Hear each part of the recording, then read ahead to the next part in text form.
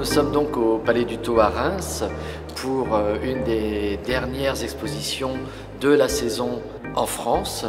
On a eu l'honneur d'avoir la visite donc, de la princesse Margareta et du prince Radu, donc la gardienne de la couronne, ainsi que du célèbre journaliste et spécialiste du patrimoine et des familles royales, M. Stéphane Bern. Aujourd'hui, on est à Reims pour une exposition sur la personnalité complexe et extraordinaire de la reine Marie de Roumanie, qui était en même temps un artiste, un diplomate, une personnalité politique dehors d'être l'épouse du souverain de Roumanie. Nous nous trouvons, comme vous savez, ce soir à Reims pour évoquer un moment historique et fondamental de la Roumanie moderne, et aussi pour rendre hommage à mon arrière-grand-mère, la reine Marie.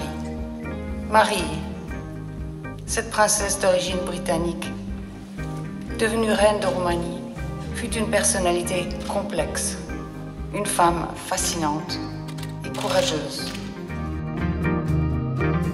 Aujourd'hui, la Roumanie a une constitution républicaine. C'est un pays avec un président, avec un parlement comme la plupart des pays européens, mais étant donné que la façon en laquelle le changement de régime en Roumanie a eu lieu, en occupation soviétique, juste après la Deuxième Guerre mondiale, il y a quand même un sentiment de fierté et de respect vis-à-vis de la personnalité du roi Michel de Roumanie, pour des raisons patrimoniales, mais aussi d'État, ont un statut officiel.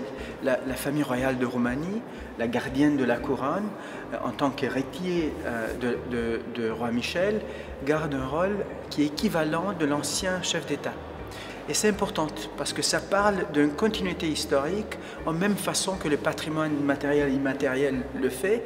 Et en plus, la famille royale joue ce rôle dans un sens des ambassadeurs de ces valeurs de Roumanie.